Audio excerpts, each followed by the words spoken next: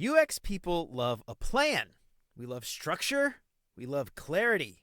But what happens when that really important stakeholder meeting or that meeting with the executive leadership team goes completely sideways? In that moment, your frameworks don't matter. What matters is how you respond. So if you've ever felt thrown off when things don't go according to plan, stick around because today we're unpacking how yes and strategic play can help you stay flexible, collaborative, and influential when things get messy.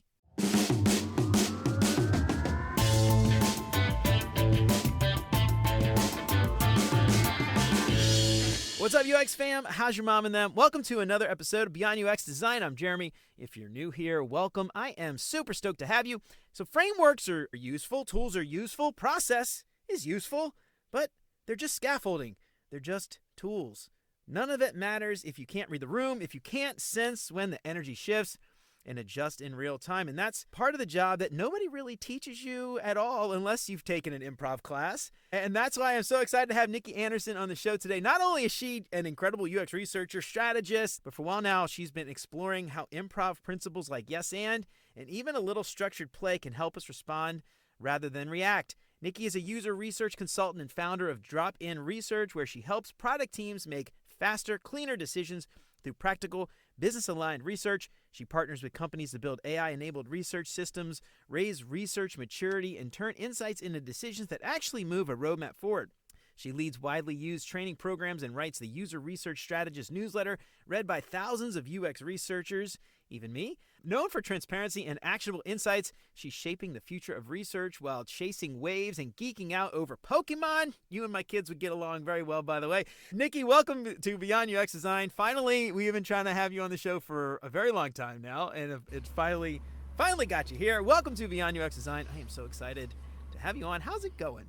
Oh, Jeremy, thank you so much for having me on. And yes, I've been playing podcast tag for a while now, and I'm just thrilled that I'm finally here. For people who are not familiar with improv, where are some places where you see people flailing and sort of missing the mark because they might not be familiar with those concepts? You are not alone if you are flailing. I have flailed once too. But with professionals in the UX space, we often don't get a chance to respond to stakeholders in the way that we want to respond to. There are times where we will go to a meeting, not because we think that it's actually useful, but only place where we might be able to, for once, say the thing that we've been thinking for the past 3 months.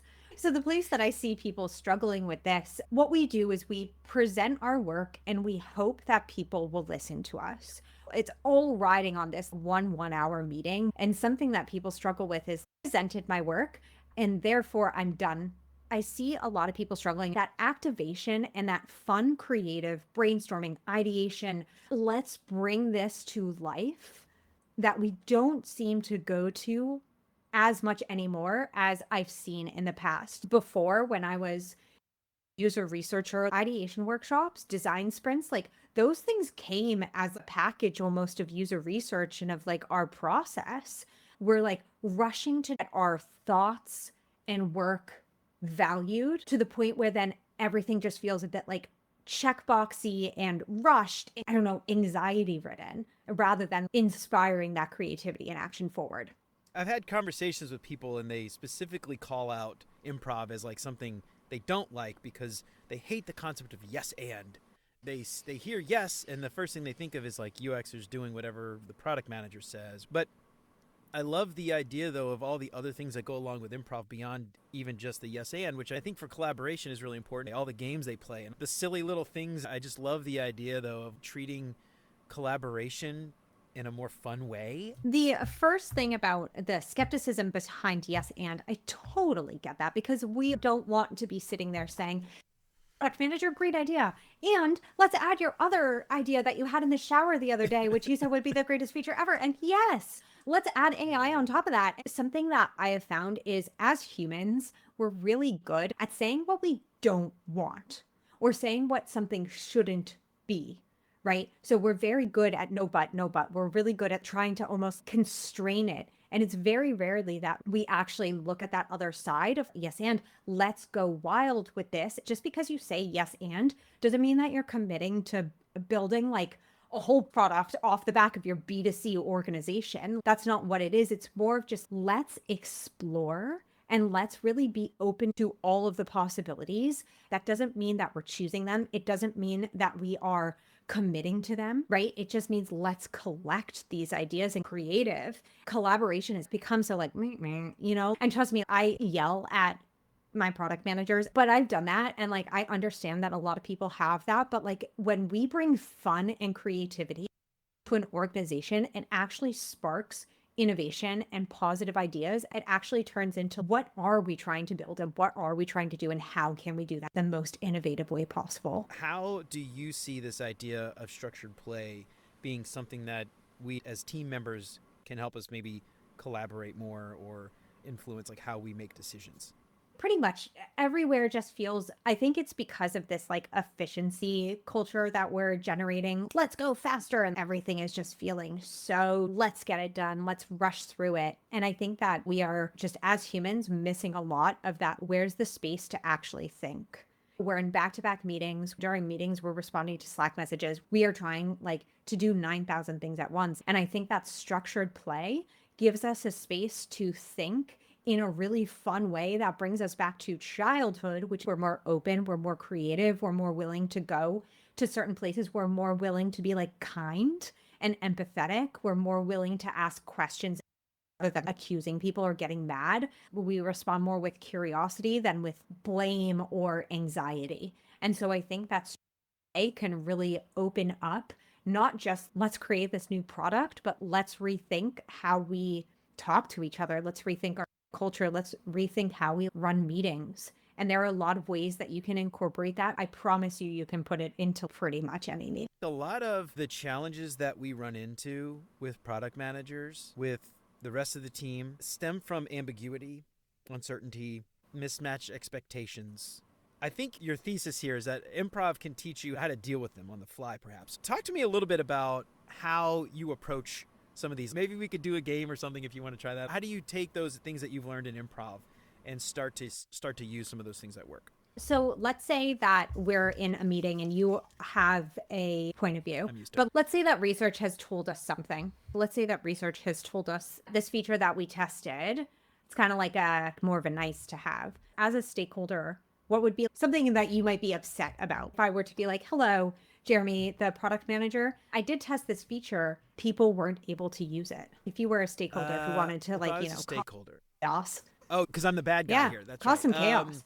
I would blame someone, probably. I would say it was your fault. You didn't design it right or something like that. Sure. Is that what you're looking at? So I'm the bad guy. You're the designer. You did a bad job. You didn't do your due diligence or you didn't check stuff out. You did a very poor job designing this thing. It's all your fault. Great. Bye. I quit. See ya. Yeah. So I'm the designer now. We've just done user research on this feature, and you as a product manager have blamed the failure of the feature. As a human, that immediately makes me want to punch you in the face.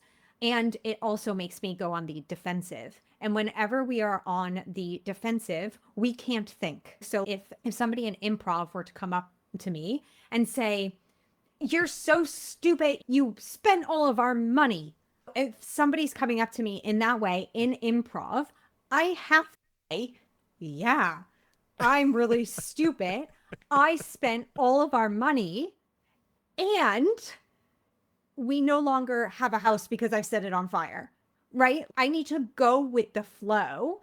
And if I were blamed for something, it's all your fault. Instead of the natural reaction, I want to punch this person in the face. I'm scared of getting fired. It's not fair. And I would actually invite you to go more into that like mindset of this is that person's reality. So instead it's okay, I acknowledge that's how you feel. That's a yes of you can mirror that back. You feel like I've caused this problem because of the designs. And what can we do about that? Or ask a question rather than trying to argue, because like I can promise you, you're probably not going to change that person's mind. So why are you sitting there for the 5 minutes that this is coming up in a meeting and arguing against somebody? It's not going to work. I'm not saying that you accept the responsibility. I'm saying that you circle back and say, hey, what about this situation made you feel that way? Again, I'm not telling everybody to say, yeah, product manager or whomever, you're right, Jeremy, I messed up everything. I'm telling you to investigate. The majority of the show audience is not managers. They're not leaders. They're usually individual contributors. and they often have very little direct authority to change anything. And so, if that's the case, accepting that reality and being just pragmatic and saying, like, this isn't ideal, this is not perfect, but I could fight this and bang my head against the wall and still make zero progress. Or I could just look at this as a job and be like, okay, I'm getting paid. And I love the idea of just accepting that and being like, okay, what can we do now with what we've got? As individual contributors, how can we really expect to change the higher level plan if like an executive decided you're going to work on this quarter? Good luck. One of my most popular workshops that I run with teams where we understand what can the team actually control and what can the team not control. And so as an individual contributor, I would sit down, and if you're having a hard time, literally list out into two separate columns, what can I control in this situation? What can I not control? Focus on the things that you can control. So if you are told you have to do this dumb project, yes, you have to do it.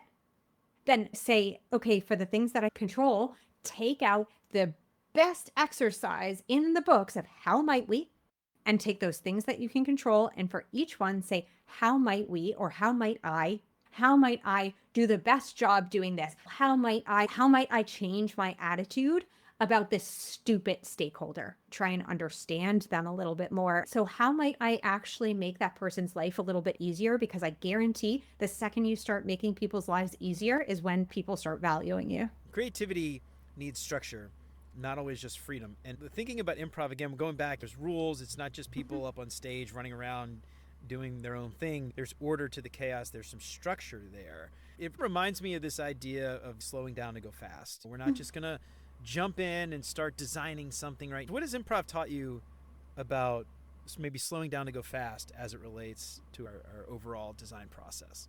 If you just like rush into things head first without a lot of thought or intention, it will fizzle out really quickly. If we were to get up on stage, absolutely no structure, let's say we had no marketing for our event, we had no like true theme for our event, and therefore the audience is like a bunch of grandmas who have certain political views, right? Or dogs who can't understand English. And then we get up, we have no idea who's coming out when, we have no idea of anybody's strengths or weaknesses, we have no idea how long the session's going to be, we have no idea what we're trying to accomplish. It's going to be an absolute disaster.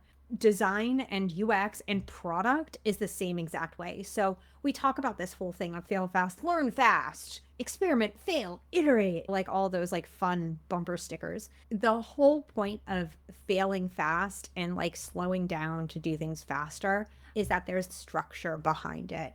Because if we just went out into the world and we were like, I want to learn quickly about whether people might like this product, let's talk to everyone. You're going to learn a whole lot of nothing really, really quickly. So there has to be like some sort of like loose structure to these things. And that is actually how you get to things faster. So you need that structure, and that's where structured creativity really helps. Every single activity that you have planned for your meeting should have an intention. Any closing thoughts you want to leave with everybody out there? Take an improv class. My number one thing. If improv isn't your thing, go to one anyways. As an introvert, I made it. I performed in front of, I think my biggest show was 2,000 people. So like, I just recommend giving it a try because there's a lot of things that you can get from it. Actually, quite hilarious people. So one, that, and two, nothing, relatively speaking, is an emergency. Even if people try and make it feel like one, it is not. So it's okay to slow down a little bit and take a second and just try to have a little bit of fun. We are creative after all. Bring that creativity in, mess around, figure things out, give yourself the space to think.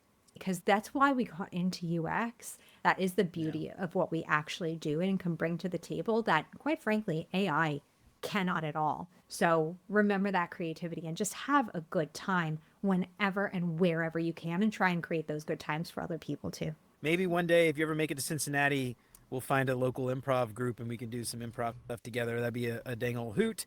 Before we get out of here, why don't you give yourself a plug? Where can they find you? Give yourself a plug.